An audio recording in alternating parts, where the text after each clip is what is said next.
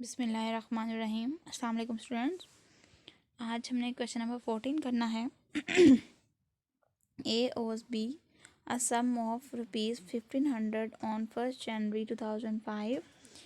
He accepts the bill for the payment for 3 months drawn on him by B। मतलब यहाँ पे A B का मकरूज़ है, ठीक है। 1500 रुपये का बिल बनाया है, 3 मंथ्स के लिए बना है, बी ने बनाया है और बी ने बाद में वो बिल जाके बैंक से डिस्काउंट करवा लिया है। B get it discounted with his banker for rupees 1450 on the due date the bill is dishonoured and the bank pays 20 rupees at noting charges. यानी कि इसमें नोटिंग चार्जेस शुरू हैं 20 rupees. A pays 400 in cash and accept another bill for the balance together with interest for rupees 30 for 2 months. On the due date, the bill is honored by the acceptor A। A ने उसको accept कर लिया है, ठीक है। अब इसमें ये है कि सबसे पहले बिल बनाया गया है, B ने A को बिल बना के दिया 1500 का और A ने उसको एक्सेप्ट कर लिया। तो पहली एंट्री हम देखते हैं। B अपनी बुक में एंट्री करेगा बिल रिसीवेबल टू A 1500 से, और यहाँ पे ए एंट्री करेगा बी टू बिल पेएबल 1500 से। उसके बाद बी ने डिस्काउंट करवा लिया है 1450 का। तो डिस्काउंट किस हिसाब से किया उसने, 1500 बिल था, इसमें 1450 जो है वो माइनस किया, तो इसका मतलब 50 रुपीज़ का डिस्काउंट उसने बैंक से करवाया। उसने ये क्या किया, वो गया बैंक के पास और बैंक से जाके कहा कि मुझे पैसों की ज़रूरत है तो आप बिल रख लो, ठीक है, और ड्यू डेट पे आपको ए पैसा दे देगा। बिल जो है वो इसके पास से चला गया, इसने कर दिया क्रेडिट।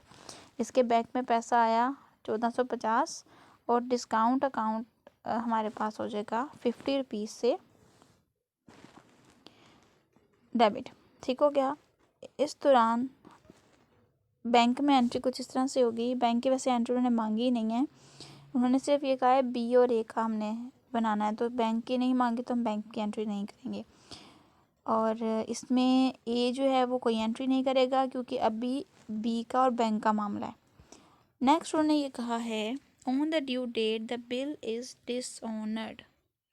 ड्यू डेट पे बिल डिसऑनर्ड हो गया और 20 रुपीज़ जो हैं वो चार्जेस उसके लगे हैं। तो जब बिल डिसऑनर होगा तो हमारे पास एंट्री होगी ए account debit and bank account credit. Bill dishonour and deducted by the bank including noting charges. 1520 15 रुपये 1500 हमारे पास बिल की वैल्यू थी और यहाँ पे इन्होंने बताया है 20 रुपीज़ हमारे पास एज अ नोटिंग चार्जेस थे, ठीक हो गया। वो हम लोगों ने एंटर कर लिया।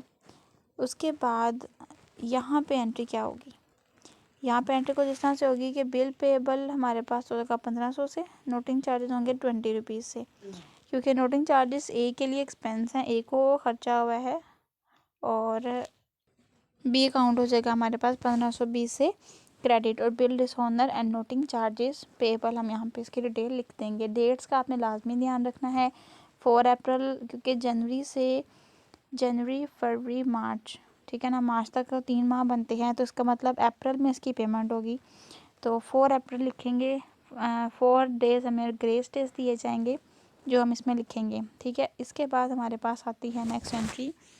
उसने ये कहा है कि ए ने 400 पे कर दिया इन कैश।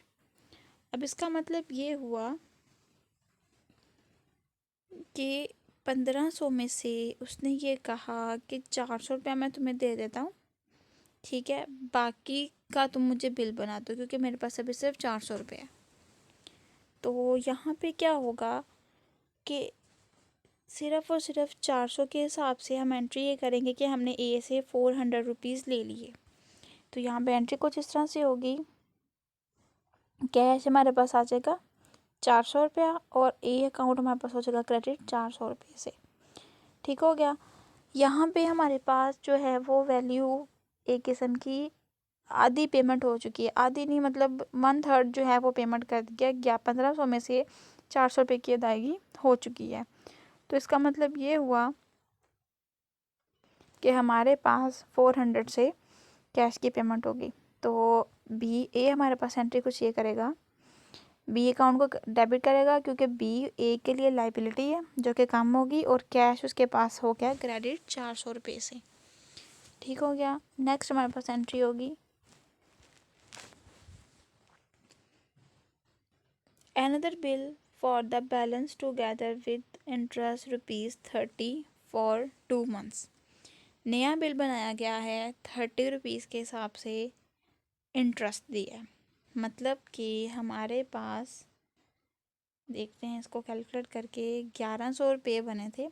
इस 1100 रुपये में 20 रुपीज़ तो पिछले नोटिंग चार्जेस के इन्वॉल्व होंगे, क्योंकि 1520 रुपये बने थे, 400 रुपया दे दिया तो बाकी बचे 1120, और इसके अंदर प्लस 30 रुपीज़ जो हैं वो इंटरेस्ट के ऐड कर दिए जाएंगे। तो हमारे पास एंट्री कुछ इस तरह से होगी, ए को डेबिट किया जाएगा और इंटरेस्ट अकाउंट क्रेडिट करेगा। बी जो है वो इंटरेस्ट क्रेडिट इसलिए करेगा क्योंकि उसने ए से इंटरेस्ट वसूल करना है, तो ए से इंटरेस्ट वसूल करेंगे तो उसको हम लोग डेबिट करेंगे, और इंटरेस्ट हमारे लिए इनकम हम उसको क्रेडिट करेंगे 30 रुपीज़ के हिसाब से। ठीक हो गया। और उसके बाद हम बिल बनाएंगे 1150 से, 20 यानी 1520, 20 रुपये यहाँ से लगे, 30 रुपये का इंटरेस्ट मिल गया मज़ीद, तो हमारे पास नया बिल बनेगा 1550 रुपये के हिसाब से। Bill receivable debit and account credit. यहाँ पे ए एंट्री ये करेगा, बी को डेबिट करेगा और बिल पेबल को क्रेडिट कर देगा 1550 से। अब आगे उन्होंने ये कहा है ड्यू डेट पे, on the due date the bill is honoured by acceptor A. Due date पे बिल ऑनर्ड हो गया, ऑनर्ड की एंट्री कैश इसके पास आ गया और बिल रिसीवेबल क्रेडिट हो गया, और यहाँ पे बिल इसके पास डेबिट हो जाएगा क्योंकि लाइबिलिटी थी वो कम हो गई, और कैश क्रेडिट हो गया क्योंकि कैश इतना इसके पास से चला गया। ये तो था बच्चों हमारे पास क्वेश्चन नंबर 14। अब हम देखते हैं क्वेश्चन नंबर 15। बहुत छोटा सा क्वेश्चन है ये। इसमें क्या बताया गया है, a due on a bill for ₹15,000 at ₹3 months, at 3 months. A got the bill discounted by his bank at ₹12% per annum. On majority, the bill is dishonored and bank pays 30 rupees for noting charges. अब ए ने B पे bill draw किया 15,000 का, और ए ने जाके 12% discount करवा दिया। तो इसकी एंट्री कुछ इस तरह से होगी हमारे पास। सबसे पहले ए के जर्नल में बनाएंगे बिल रिसीवेबल टू बी 15,000, और 15,000 के हिसाब से हमने ये देखना है कितना डिस्काउंट बनता है। 15,000 multiply by 12 divided by 100 bill 3 months का है, मल्टीप्लाई बाय 3 डिवाइडेड बाय 12, तो 450 हमारे पास आ गई डिस्काउंट की प्राइस। इसका मतलब ये हुआ कि हमारे पास 15,000 ऐसे 450 माइनस करेंगे तो 14,550 हमारे पास जो है वो डिस्काउंट की वैल्यू बनेगी। ठीक हो गया। इस हिसाब से एंट्री कुछ इस तरह से होगी हमारे पास। बैंक अकाउंट डेबिट 4,550 से, डिस्काउंट डेबिट 5,000 से, 4,450 से, और बिल हमारे पास 15,000 से क्रेडिट हो जाएगा। और अब बैंक में एंट्री हम क्या करेंगे, ये बिल इसके पास से चला गया और बैंक के पास आ गया। ठीक है, बैंक ने इसको कर दिया डेबिट। डिस्काउंट हमारे पास क्रेडिट हो गया 14,550 से, और डिस्काउंट इसने क्रेडिट कर दिया 450 से। ठीक हो गया। अब बिल बनने की जो एंट्री थी, जैसे कि यहाँ पे बिल रिसीवेबल टू बी हुआ, इस तरह से यहाँ पे ए टू बिल पेबल हो जाएगा 15,000 से। उसके बाद उन्होंने ये कहा है कि बिल जो है वो डिसऑनर हो गया और उसको नोटिंग चार्जेस पड़े हैं 30 रुपये। अब यहाँ से हम एंट्री कुछ इस तरह से इसकी करेंगे कि 15,000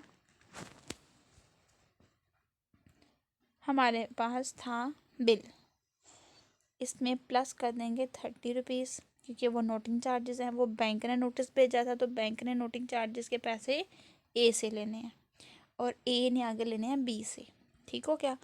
तो बिल कुछ इस तरह से हमारा डिसऑनर होगा, बी को कर दिया जाएगा डेबिट 15,030 से और बैंक अकाउंट हो जाएगा क्रेडिट 15,030 से। Bill return dishonour and noting charges paid. ठीक हो गया?